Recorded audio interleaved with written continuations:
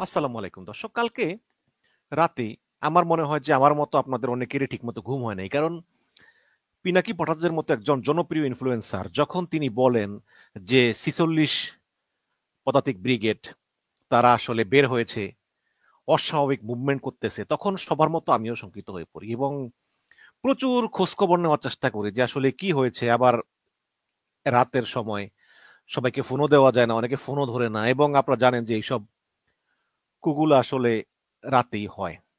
তো এখন শঙ্কিত হয়ে পড়ি, কোনো সন্দেহ নাই। তারপর আমরা দেখলাম Zulkarnain Saer Sami Facebook post, যদিও তিনি পিনাকি ভট্টাচার্য গালিগালাজ করেছেন, বাট গালিগালাজ করলেও আমরা অন্তত মানে বুঝলাম যে আসলে এরকম কোনো সামরিক coup হচ্ছে না, কারণ জুলকার নাইন সায়ের সামি তিনি সেনাবাহিনীর অত্যন্ত ভিতরের খবর রাখেন। কাজে যদি এরকম কিছু হতো তাহলে তিনি অবশ্যই আমাদেরকে অবহিত করতেন। বাট তারপরেও পিনাকি ভট্টাচার্য তিনি আহ্বান জানিয়েছেন সবাইকে রাস্তায় নামার জন্য, কিন্তু আমরা দেখলাম যে তেমন কেউই রাস্তায়, মানে রাস্তায় কেউ নামেই নেই। আমি শুনেছি ২-৩ জন রাস্তায় নামছে, নাইমে আরো ছিনতাই শিকার হয়েছে, মারধর হয়েছে, মোবাইল টোবাইল নিয়ে গেছে ইত্যাদি। এখন ঘটনা হচ্ছে যে আসলে পিনাকি ভট্টাচার্যের মতো একজন ইনফ্লুয়েন্সার তিনি কি আসলে এটা শুধু শুধু বলেছেন? নিশ্চয়ই না। নিশ্চয়ই তিনি কারো কাছ থেকে তথ্য পেয়েছেন যেটাকে তিনি বিশ্বাসযোগ্য মনে করেছেন। এবং আমরা নাজমুস সাকিবের ফেসবুক পোস্টে জানতে পারলাম, মানে এর আগে বলি যে সামরিক যে যানবাহন সেটা চেঞ্জ করা ৩ মাস পর পর একটা রুটিন কার্যক্রমের অংশ। যে একটা সামরিক যানবাহন একটা জায়গায় ডিউটি করতেছে, ওটা ৩ মাস পর পর চেঞ্জ করে আরেকটা দেয়, এটা রুটিন কার্যক্রম। তো এই ৪৬ ইন্ডিপেন্ডেন্ট ব্রিগেডের একটা ইউনিটের এপিসি, এপিসি তো জানেন ওই যে আর্মড ভেহিকল এপিসি, তো এই এপিসি আরো কিছু যানবাহন গতকাল বিকাল থেকেই এই চেঞ্জ করবে ৩ মাস পর পর, এই কার্যক্রমের অংশ হিসাবে এটা চেঞ্জ হচ্ছিল। কিন্তু সমস্যা হচ্ছে যে আগে যেমন পুলিশকে জানানো হতো, এবার হয়তোবা পুলিশকে জানানো হয় নাই। এখন পুলিশের যে স্পেশাল ব্রাঞ্চ এসবি, সেই এসবির যে প্রধান গোলাম রসুল, তার কাছে খবর আসে যে স্যার এরকম ওই জায়গায় তো চেঞ্জ করতেছে। এখন তো বোঝেনি তো যে বাংলাদেশের ইতিহাসে এই প্রথম এতগুলো জেনারেলদের একসঙ্গে গ্রেপ্তারি পরোয়ানা, এটা তো অবশ্যই মানে খুব একটা অস্বস্তিকর, একটা গুমোট, একটা একটা মানে নিস্তব্ধতা, মানে কোনটা আঘাত আসার আগে যেমন চুপচাপ সবকিছু ওই রকম তো, এরকম তো আছেই, এটা তো আছেই। এবং গতকালকে সেনাবাহিনীর সংবাদ সম্মেলন, সব মিলিয়ে পরিস্থিতিতে জটিল। তো এর ভিতরে এই যে বিকাল থেকেই কিছু আর্মড ভেহিকেল এগুলো আহ, নিয়ে গতিবিধি, এগুলো চেঞ্জ হচ্ছে, এগুলো তৈরি হচ্ছে, তো তখন এসবির যে স্পেশাল ব্রাঞ্চের যেই প্রধান গোলাম রসুল তার কাছে রিপোর্ট আসে। তখন মনে হয় যে তাহলে এটা আমাদের জানানো হলো না কেন? সেনাবাহিনী যদি এরকম কোনো কিছু করে যেটা আসলে ক্যান্টনমেন্টের বাইরে বের হয়, তখন তো পুলিশকে জানানো নিয়ম।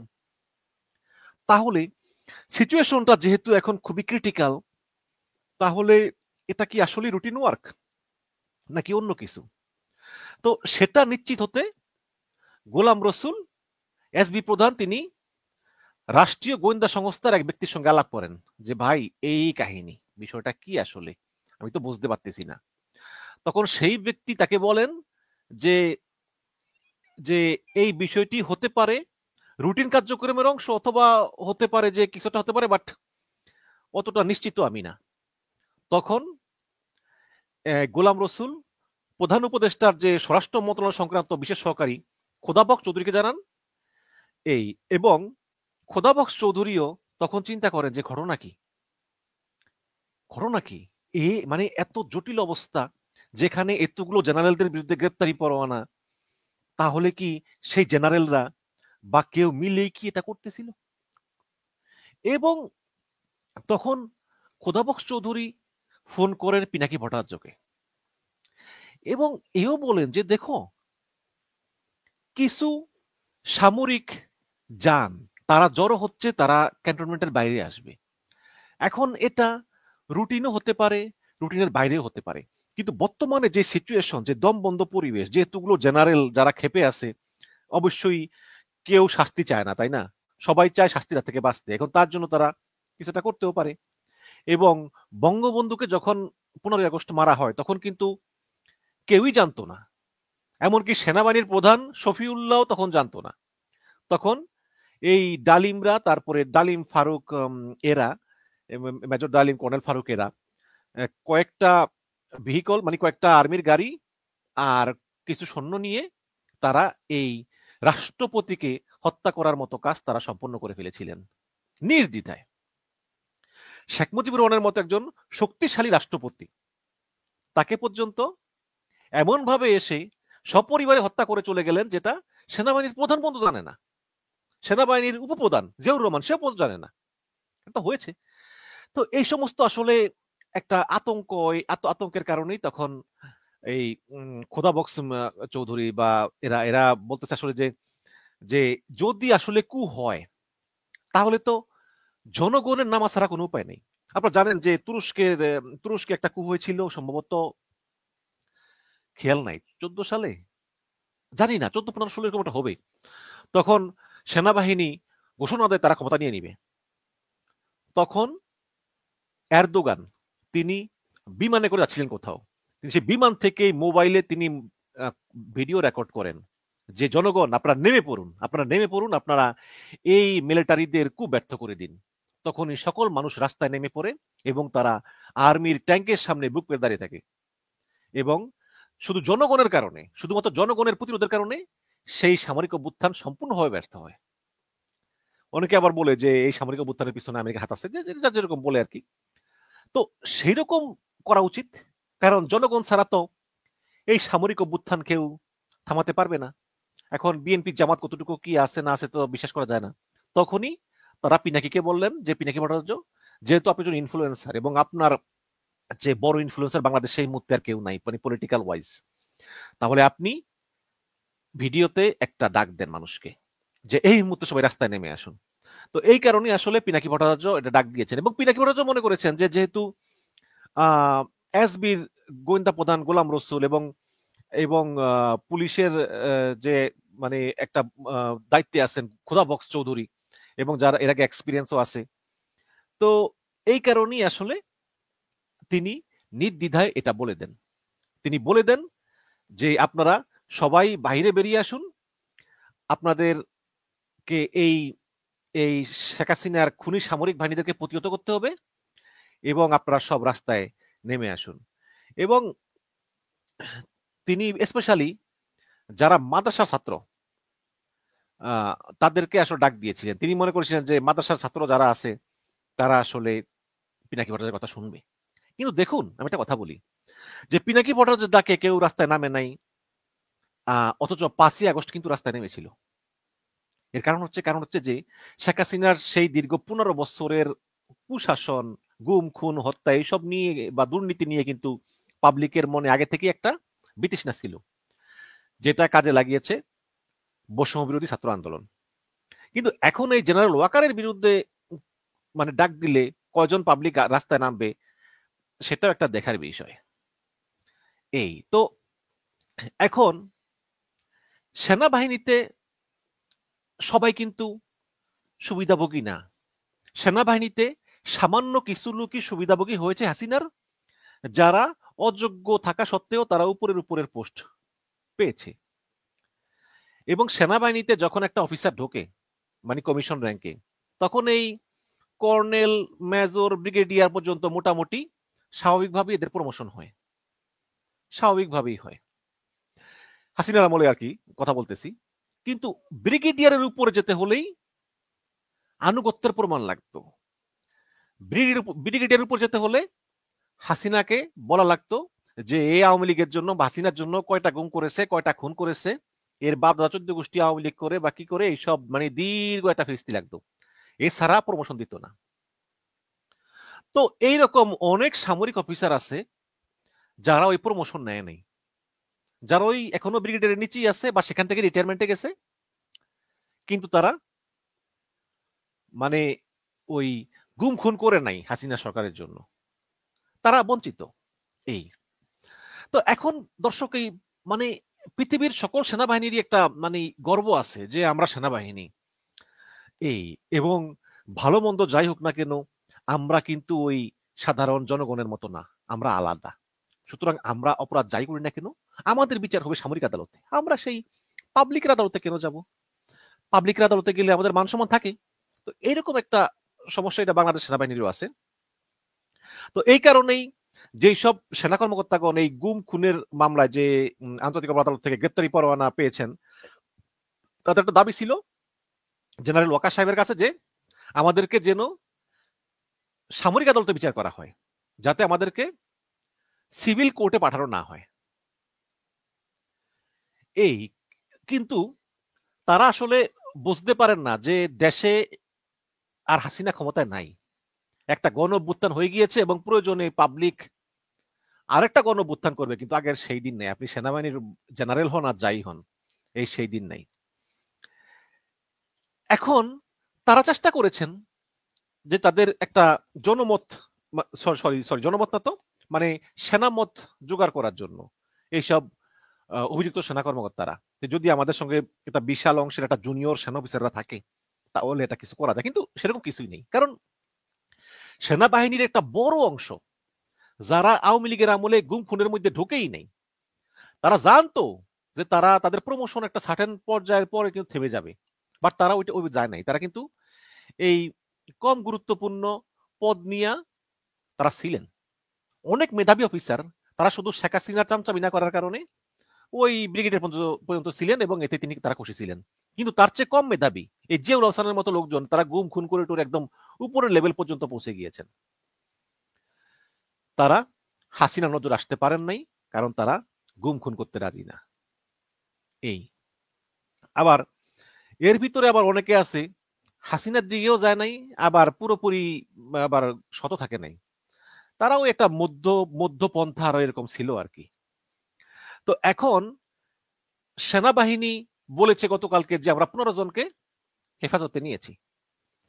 এখন এই হেফাজতে নেওয়ার পরে আপনারা কি ওই যে মানে পুলিশের কাছে দিয়ে দিবেন, নাকি ওই বিচার পর্যন্ত ক্যান্টনমেন্টে রাখবেন? এবং যদি রাখেন তাহলে ওই যে পলিটিশিয়ানরা যেমন জেলে গেলে ডিভিশন পায়, ওইখানেও কি ডিভিশন দেওয়া হবে? আবার একজন শুনলাম পালিয়ে গেছে, যিনি মেজর জেনারেল কবির, যিনি কর্নেল রেদওয়ানকে বলেছিলেন গুলি করো, ওই যে রামপুরা মার্ডারে জুলাই আন্দোলনে 7 জন মারা গেছে। আবার এই কবিরই জেনারেল আজমিকে গুম করেছিলেন, ব্রিগেডিয়ার জেনারেল আমান আজমি, ওই যে গোলাম আজমের ছেলে। তো তিনি পালিয়ে গিয়েছেন। এবং শুধু কি তিনি, এই সরকারের আমলে মানে হাসিনা পালিয়ে যাওয়ার পর থেকে অনেকে পালিয়েছে, অনেকে পালিয়েছে। এখন দেখেন গতকালকে মেজর জেনারেল হাকিমুজ্জামান, তিনি আইএসপিআর এর মুখপাত্র, তিনি একটা সংবাদ সম্মেলন করেছেন এবং এতদিন চুপ থাকার পরে আমরা দেখলাম যে জামাত ইসলাম বিবৃতি না দিলেও জামাত ইসলামের যে ডাকসু প্যানেলটা যেটা নির্বাচিত হয়েছে ঢাকা বিশ্ববিদ্যালয়ে, সাদিক কাইয়ুম সহ তারা বিবৃতি দিয়েছে যে এই গণহত্যাকারী সেনাবাহিনীর বিচার হতেই হবে, এর কোনো বিকল্প নাই। এবং এনসিপি নাইট ইসলাম তো এর আগেই দিয়েছে। তো গতকালকে বিএনপিও বিবৃতি দিয়েছে এবং তারাও এই বিচারের পক্ষে অবস্থান করেছে, এবং জামাত ইসলামও বিবৃতি দিয়েছে দেরিতে হলেও। আমরা সমালোচনা করেছি যে আসলে তারা তো চুপ কেন, তারা ভোটের রাজনীতির হিসাব নিকাশ করে তারা কিন্তু চুপ ছিল। আবার জামাত চিন্তা করছে বিএনপি দেয় না কেন, আমরা দিব কেন? বিএনপি চিন্তা করছে জামাত দেয় না কেন, আমরা দিব কেন? আসে না।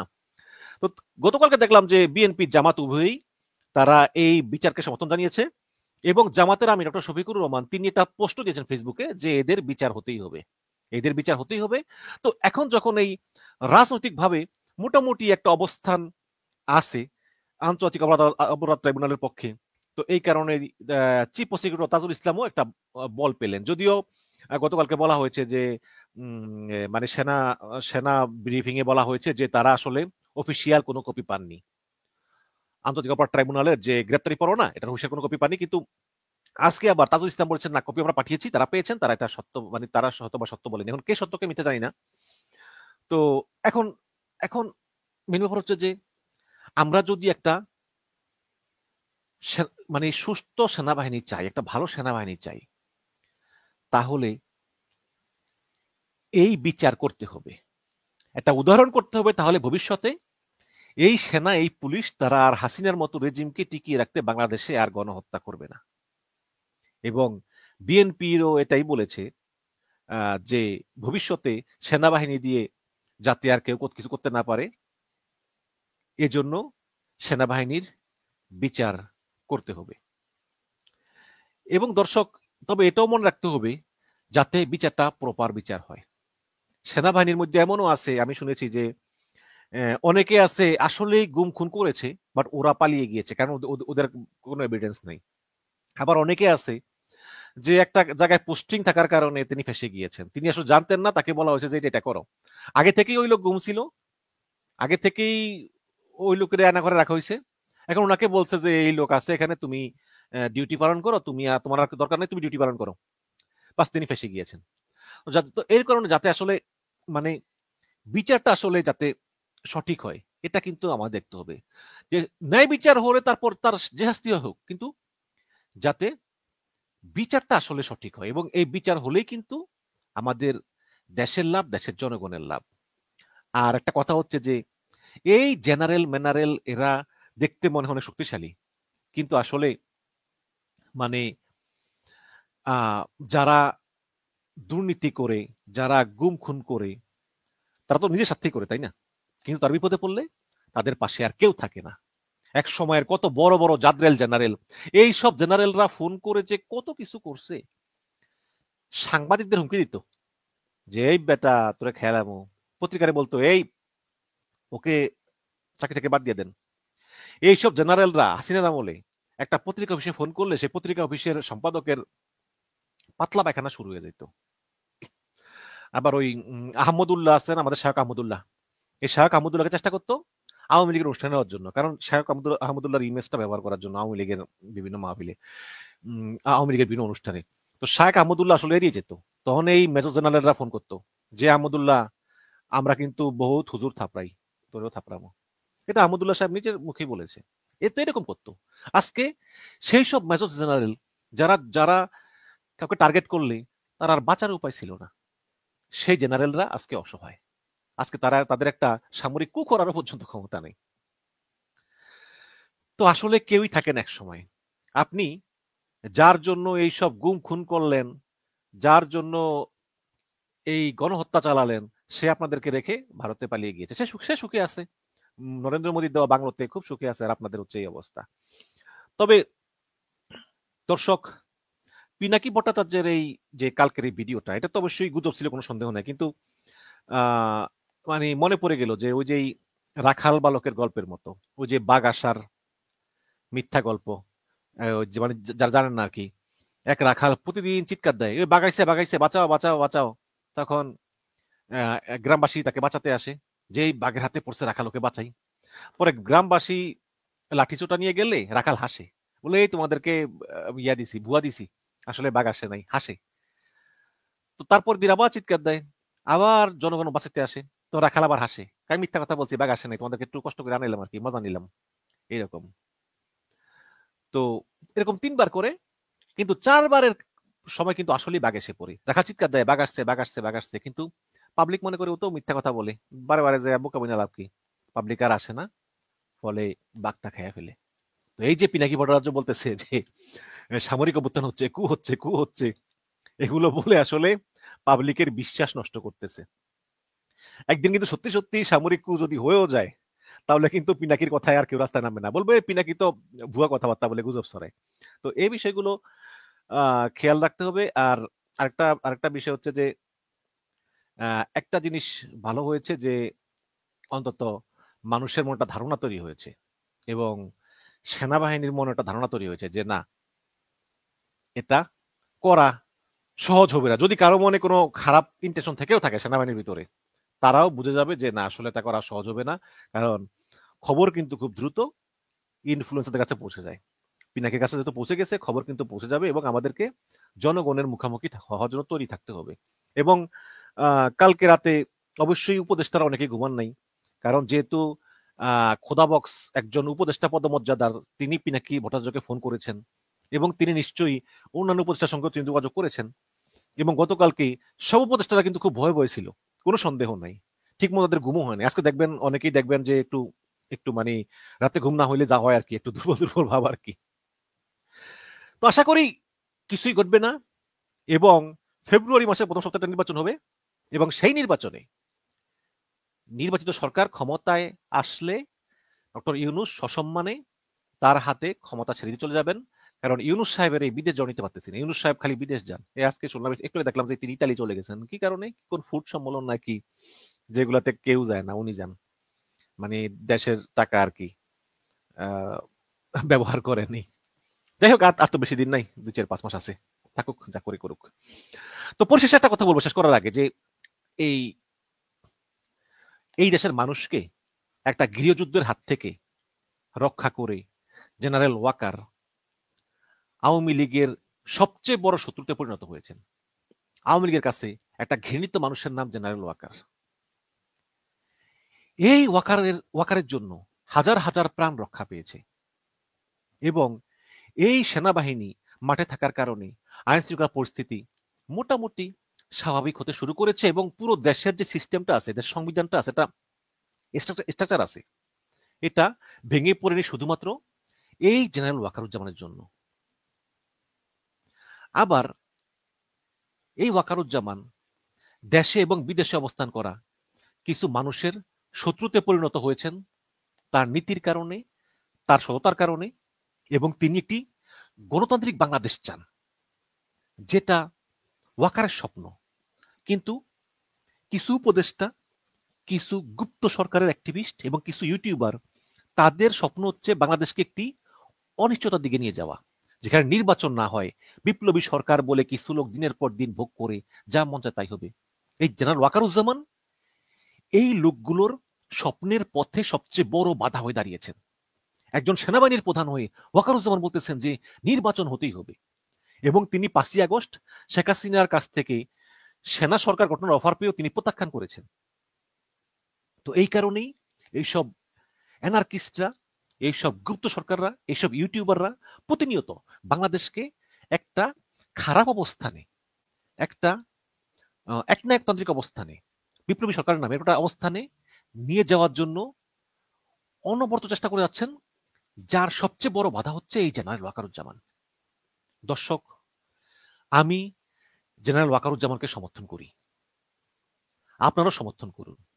আসুন আমরা সেনাপ্রধান জেনারেল ওয়াকারুজ্জামানের হাতকে শক্তিশালী করি, কারণ এই মুহূর্তে দরকার হচ্ছে দেশকে গণতান্ত্রিক উত্তরণের পথে নিয়ে যাওয়া, এবং জেনারেল ওয়াকারুজ্জামান সেনাবাহিনী প্রধান থাকলে আমরা অবশ্যই গণতান্ত্রিক উত্তরণের পথে যেতে পারবো। আর না হলে কিন্তু ফেব্রুয়ারির প্রথম সপ্তাহে ইলেকশন হবে না, এবং এই ফেব্রুয়ারি প্রথম সপ্তাহে নির্বাচন হওয়াটার থেকে জরুরি আমার কাছে মনে হয় আর কিছুই নেই। যাই হোক, আপনারা ভালো থাকবেন। ধন্যবাদ। আল্লাহ।